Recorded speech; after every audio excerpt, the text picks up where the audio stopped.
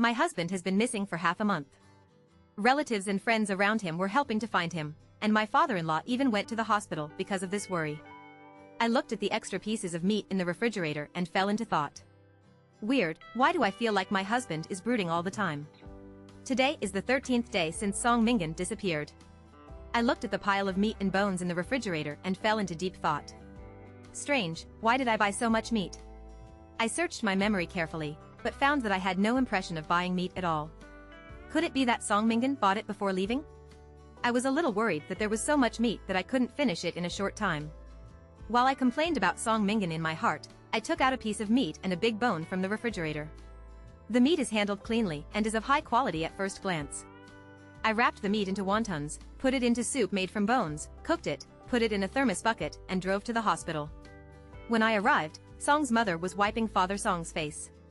I called out Mom and Dad, and Mrs. Song snorted coldly, "Huh, I'm so anxious now. By the time you bring the food, everyone else will starve to death." Her tone was harsh, but to me already used to it. Song's mother has always been dissatisfied with my marriage to Song Mingan, and she has never given me a good look in all these years. After Song Mingan disappeared, she never even looked at me. I took it for granted and put down the thermos bucket. "Dad, these are the wontons I cooked. You can try them." I served him a small bowl of wontons. Father Song took it with a smile. "Thank you for your hard work, Xiuya." He lowered his head and tasted the wontons, and looked at me with some surprise. "Xiuya is good at cooking. I have never eaten such delicious wontons. The soup is also delicious." After that, he looked at me again and started eating again. Mother Song glanced at me when she saw this. "No matter how good your craftsmanship is, you can't even keep a man." After saying that, her eyes turned red. "Old Song, where do you think my son can go? Why? Why don't you tell me when you go out?" Song's father snorted coldly. "Huh, that brat usually spends his days drinking and running out with some woman. I think if he dares not to come back, I will interrupt him." Brat's legs. After visiting Father Song, I returned home. The incident caused by Song Mingan's disappearance made me a little tired, so I nestled on the sofa and fell asleep. Faintly, I felt someone touching my face. The other person's fingers were cold, and even the breath that fell on my ear was a little cold. "Xiuya, Xiuya." The other party called, and the voice was so familiar that it made me tremble. "It's Song Mingan, he's back." But I was so tired that I couldn't open my eyes. I fell asleep again amidst the shouts, and even ignored the strange smell. When I woke up, it was already dark. Since I was really too lazy to cook, I ordered takeout. While waiting for the takeaway, I went to the bathroom and took a shower. Recently, for some unknown reason, the bathroom has been filled with a vague odor, and the smell has even gotten stronger. I thought the floor drain was blocked, so I tried to clear it for a long time, but it still didn't work. The smell was still there, and I couldn't find the source of the odor, so I didn't bother to care. I sprayed a large amount of air freshener in the bathroom. While waiting for takeout, I turned on a movie. When I was looking up, I heard footsteps coming from the corridor outside the door. I thought the takeaway had arrived and was about to open the door, but I realized something was wrong. The footsteps outside the door were extremely slow, and each step was heavy and dull. It sounded like a strong man weighing more than 200 pounds walking. A sense of insecurity came over me, giving me a break from opening the door. I stood in the living room, looking at the door quietly and listening carefully. The footsteps stopped at the door, followed by an extremely loud knock on the door. "Hello, your takeaway has arrived." A rough and dull male voice came from outside the door. My heart trembled, and I quickly turned on my phone. The takeout interface showed that the guy was still 1 kilometer away from me. I even called to confirm that the takeaway I ordered has not arrived and the delivery boy has not arrived yet. Who is that person outside the door? My nerves were on edge. I moved my steps slightly and walked slowly towards the door. Through the peephole, I saw darkness outside the door and could not see anything. No, I sensed something is wrong. There was such a loud knock on the door. Normally, the voice-activated light would have been on long ago, but it was pitch dark outside now, but the knock on the door continued. I was a little panicked and my heart was pounding. After calming down, I continued to observe the situation outside through the peephole. The knocking on the door stopped at some point, and it was as quiet as nothing happened outside. Suddenly, the knock on the door rang again. It was still the rough male voice, but the lights outside were still not on. Could it be that the voice-activated light is broken? Realizing that the delivery person outside might have delivered the wrong meal, I raised my voice at the door and said, "You delivered the wrong meal." I didn't order it. It's your takeaway, ma'am. Please open the door and pick it up. The voice outside sounded a little stiff, which made me feel a little uncomfortable. It's not mine, go away, you sent the wrong one. I urged him to leave, but the person outside the door still repeated the words about getting takeout.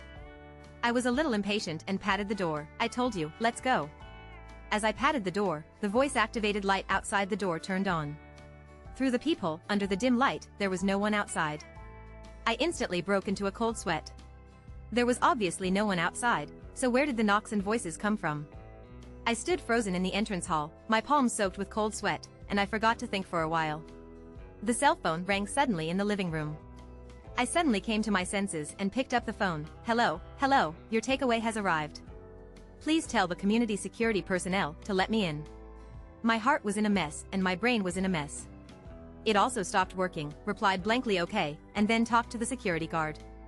Not long after, there was another knock on the door, the same voice as on the phone. Hello, your takeaway has arrived. I left the door open for you. Enjoy your meal. The footsteps outside the door gradually faded away. I sat on the sofa, not having the courage to open the door. It's so scary.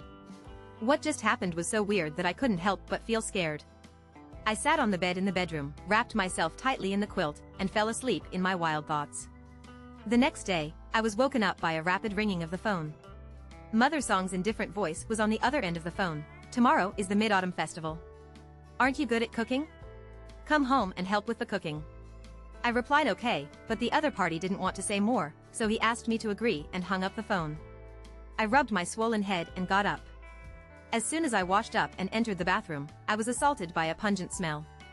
The smell is hard to describe, it's like something rotten, sour. I searched the bathroom for a long time and found that the source of the smell was near the toilet. Is the toilet clogged? I pressed the flush button and the water flowed smoothly. I was even more confused. What was so smelly? The unspeakable stench made me even more irritable.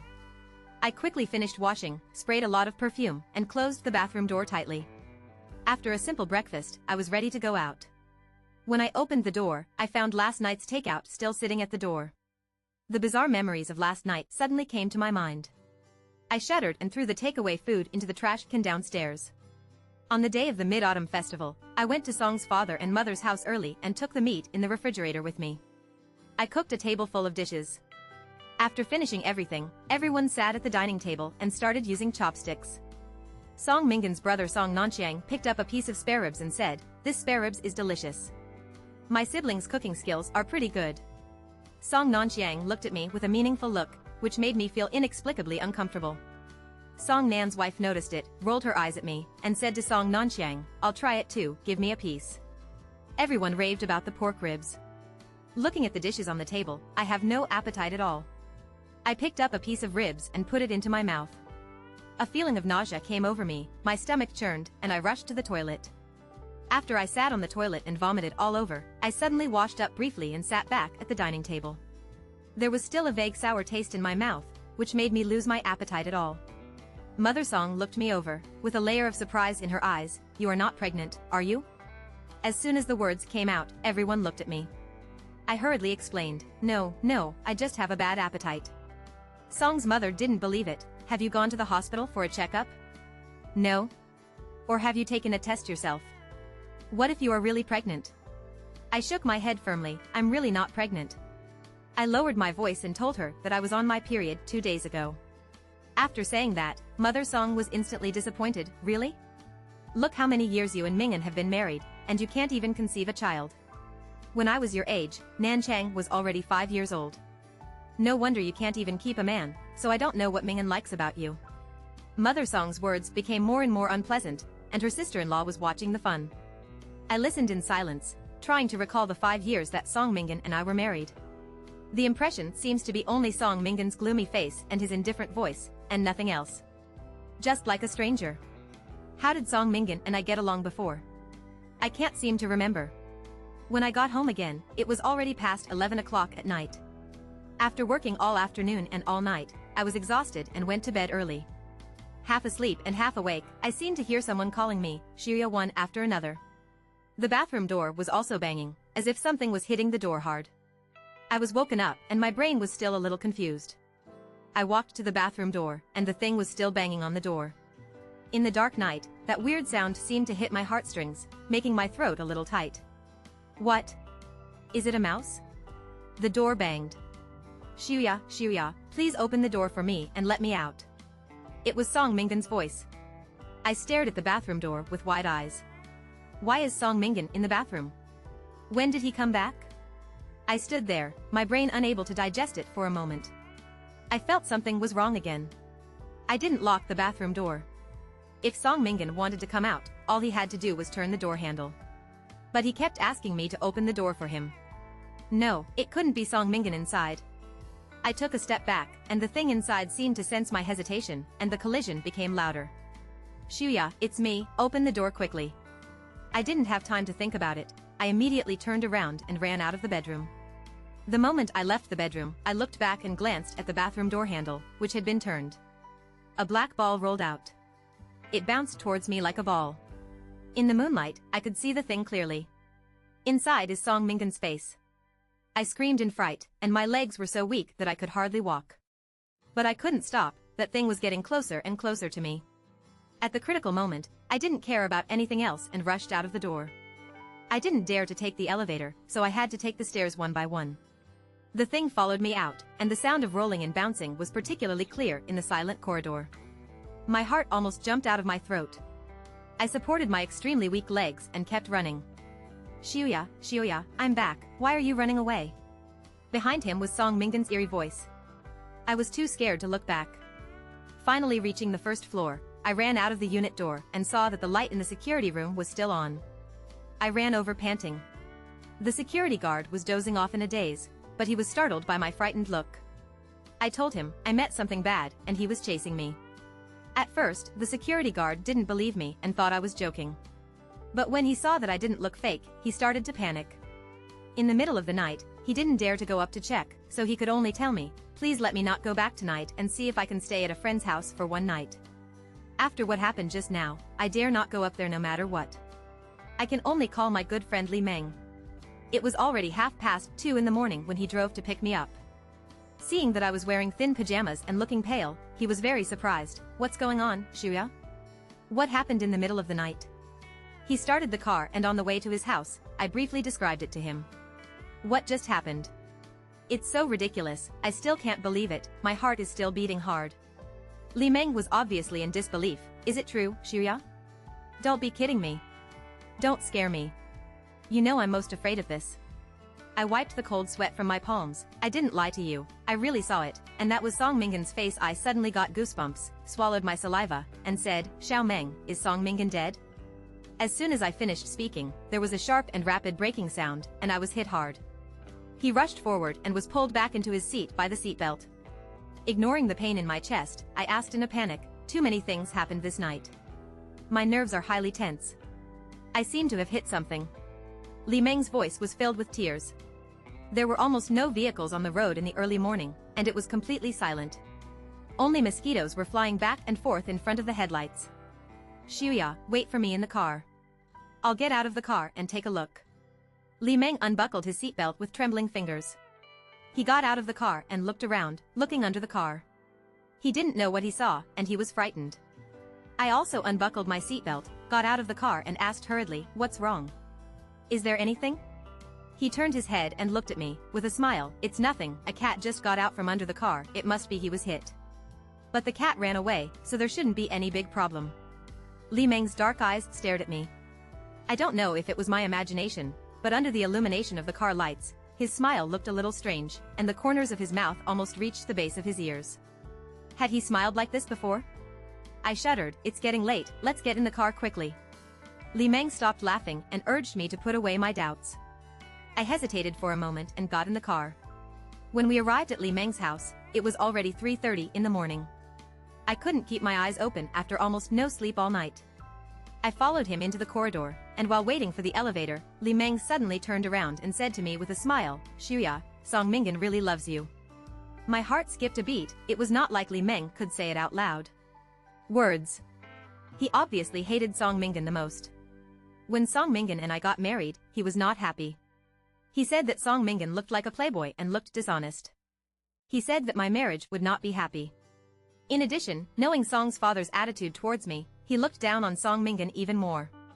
He often complained about him to me, and even proposed the idea of getting a divorce for me. I looked at Li Meng, who was smiling at me, and felt something was wrong. The elevator came, and I watched Li Meng enter the elevator one step ahead of me, but he never turned around. "Xiuya, why don't you come in?" He urged me and even waved me into the elevator with his hand behind his back, but he never turned around. I would be a fool if I didn't notice the oddity at this point. I stepped back step by step. Since no one had entered the elevator for a long time, the elevator door was closing slowly. I watched Li Meng turn his head little by little. His neck was so stiff that it was unlike a normal person. His body did not move, but his head turned directly back 180 degrees. When I fully saw his face, my breath stopped and my heartbeat increased rapidly. His eyes were completely covered by a thick white film. Under the illumination of the elevator lights, I could even see white lines in his eyes. He smiled and opened his mouth at me. "Xiuya, the elevator door is about to close, why don't you come in?" The place in his mouth that should have been his tongue turned into a circle of fine teeth, covering the entire his mouth and entire face were so distorted that I could hardly recognize his original appearance. I screamed in fright, turned around and ran away quickly, ignoring the steps under my feet. I suddenly stepped on the air and hit my head on the wall next to me. Severe pain came from the back of my head. Before falling into coma, the last thing I saw was Li Nan running towards me in panic.